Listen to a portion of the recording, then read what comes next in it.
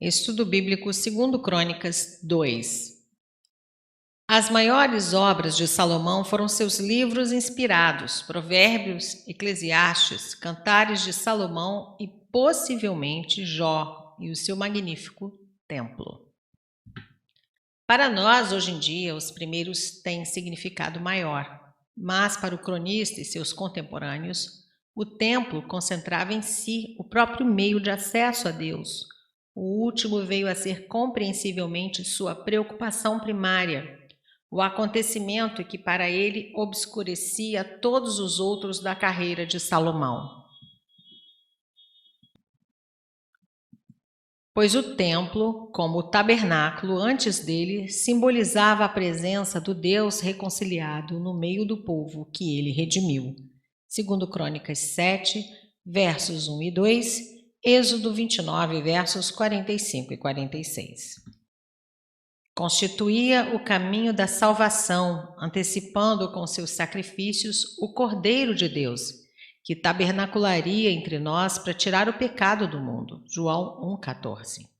E ele tipificava a glorificação que aguarda os homens na celestial presença do próprio Deus.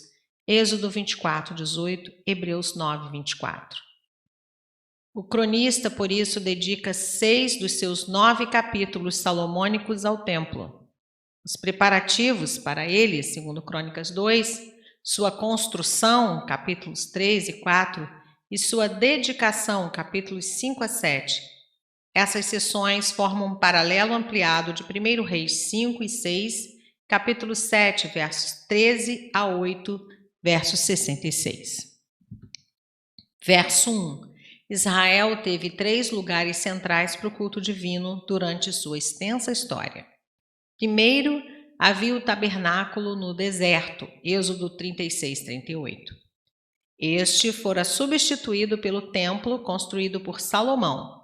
E, finalmente, o segundo templo edificado depois do cativeiro em 516 a.C., o qual passou por muitas melhorias sob a autoridade de Herodes o Grande, na época de Cristo, durante 46 anos. João 2, 20.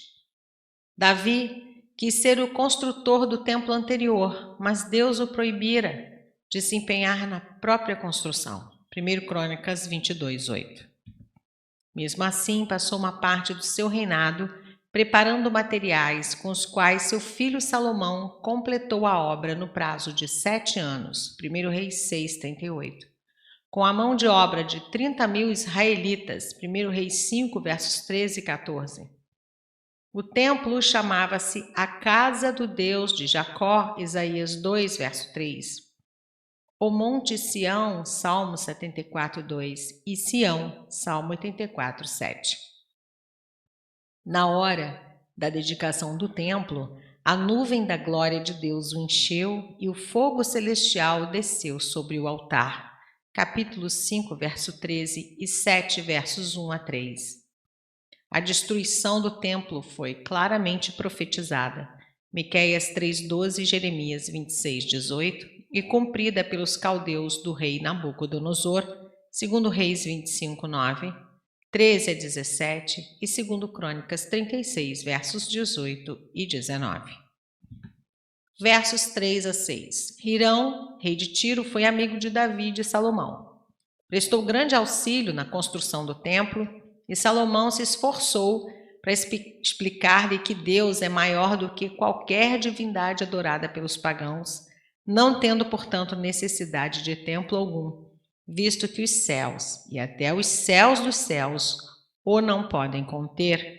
Esse é um ditado predileto de Salomão, o teólogo e filósofo, capítulo 6, verso 18 e 1 Reis 8, 27, cujo desejo era o de aproximar-se de Deus pela maneira que o próprio Deus ensina na sua palavra.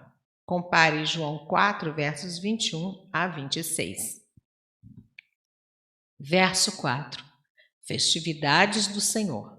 As 3 grandes festas religiosas de Israel é a Páscoa, Pentecostes e a festa dos tabernáculos, Levítico 23, versos 4 a 44, Deuteronômio 16, versos 1 a 17. Verso 10. O bato é uma medida de 22 litros, o coro, 10 batos, de 220 litros. Verso 13. Hirão Abi, ou talvez Hirão, mestre de obras, filho de uma mulher da cidade de Dan, localizada no território de herança de Naftali. 1 Reis 1:14. Verso 16. Jope, uma cidade que servia como porto marítimo de Jerusalém, a uma distância de 54 quilômetros. Cercada de lindos bosques, merecia bem esse nome, que em hebraico significa beleza. Verso 17. Estrangeiros. Mormente os descendentes dos cananeus, que os israelitas não conseguiram expulsar totalmente na época da conquista de Canaã. Juízes 1, versos 28, 30 e 35. Os trabalhos forçados foram impostos aos sobreviventes, naquela época cujo sistema Salomão imitara. Nota homilética. Deus concedeu sabedoria a Salomão, não para capacitá-lo às teorias vãs, mas para conduzir seu reinado para frente, para o bem físico e religioso de todo o povo de Deus. Daí a perícia técnica e social dedicada à construção do templo, lugar central da vida religiosa do povo. A prosperidade nacional e o respeito internacional dependeriam da fidelidade do rei em guiar seu povo pelos caminhos de Deus. Senão, tudo seria em vão. Salmo 127, versos 1 e 2.